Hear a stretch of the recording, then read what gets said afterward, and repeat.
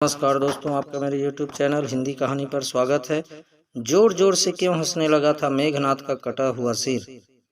और मेघनाद की मृत्यु के पश्चात उनकी पत्नी सुलोचना का क्या हुआ, आइए जानते हैं।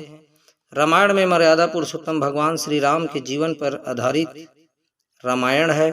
रामायण में उनकी पत्नी माता सीता, भाई लक्ष्मण, पवन पुत्र हनुमान आदि जैसे कई बेहद महत्वपूर्ण चरित्रों का गुणगान है। लेकिन इसके साथ ही आसुरी शक्तियों के सम्राट लंकापति रावण, जिसका वध करने के लिए ही स्वयं भगवान विष्णु ने धरती पर पहली बार मानव रूप में अवतार लिया था, के साथ साथ अन्य भी बहुत सी दुष्ट ताकतों का उल्लेख मिलता है। रामायण में उल्लेख मिलता है कि रावण के पुत्र का नाम मेघनाद था। उसका एक नाम इंद्रजित भी था। दोनों नाम उसकी बहादुरी के लिए दिए गए थे। इंद्र पर जीत हासिल करने के उपरांत मेघनाद इंद्रजित कहलाया और मेघनाद का नाम मेघनाद मेघों की आड़ में युद्ध करने के कारण पड़ा। रावण का पुत्र मेघनाद एक ऐसी दुष्ट शक्ति था जिसका वध भगवान राम के भ्राता लक्ष्मण के हाथों हुआ था। लेकिन मृत्यु हो जाने के बाद अचानक कुछ ऐसा हुआ कि मेघनाद का कटा हुआ सिर हंसने लगा। आइए जाने आखिर क्यों श्री राम, लक्ष्मण, हनुमान जी और पूरी वानर सेना के सामने मेघनाद का कटा हुआ सिर जोर जोर से हंसने लगा। रावण का एक पुत्र मेघनाद दुष्ट शक्ति था। जब रावण द्वारा मेघनाद को श्री राम और लक्ष्मण को मारने भेजा तो युद्ध के दौरान उसके वह सारे प्रयत्न विफल रहे और इसी युद्ध में लक्ष्मण जी ने अपने घातक बाणों से मेघनाद का धड़ उसके सिर से अलग कर उसे मार गिराया। उसका सिर श्री राम के आगे रखा गया था। उसे वानर और रीछ देखने लगे। तब श्री राम ने कहा कि इसके सिर को संभाल कर रखो। दरअसल श्री राम मेघनाद की मृत्यु की सूचना मेघनाद की पत्नी सुलोचना को देना चाहते थे। उन्होंने मेघनाद की एक भुजा को बाण के द्वारा मेघनाद के महल में पहुंचा दिया। वह भुजा जब मेघनाद की पत्नी सुलोचना ने देखी तो उसे विश्वास नहीं हुआ कि उसके पति की मृत्यु हो चुकी है। उसने भुजा से कहा, अगर तुम वास्तव में मेरे स्वामी की भुजा हो तो मेरी दुविधा को लिख कर दूर करो। सुलोचना के इतना कहते ही भुजा हरकत करने लगी। तब एक सेविका ने उस भुजा के हाथ में खड़िया अर्थात चाक लाकर रख दी। उस कटे हुए हाथ ने आंगन में लक्ष्मण जी के प्रशंसा के शब्द लिख दिए। अब सुलोचना को विश्वास हो गया कि युद्ध में उसका पति मारा गया है। सुलोचना इस समाचार को सुनकर रोने लगी। फिर वह रथ में बैठकर रावण से मिलने चल पड़ी।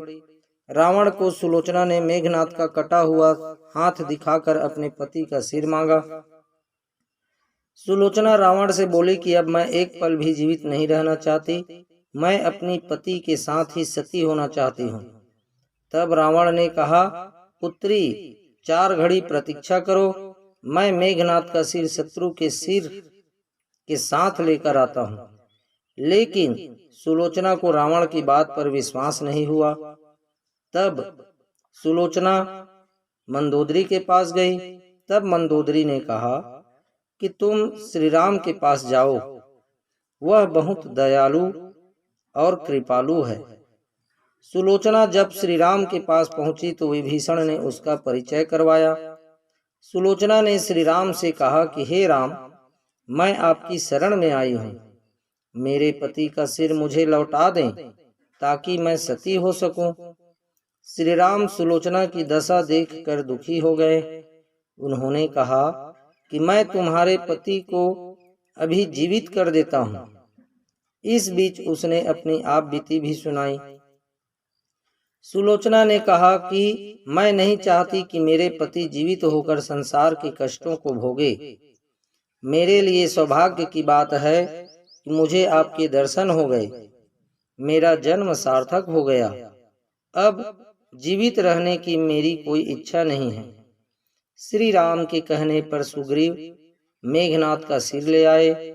लेकिन उनके मन में यह आशंका थी कि मेघनाथ के कटे हाथ ने लक्ष्मण का गुणगान कैसे किया।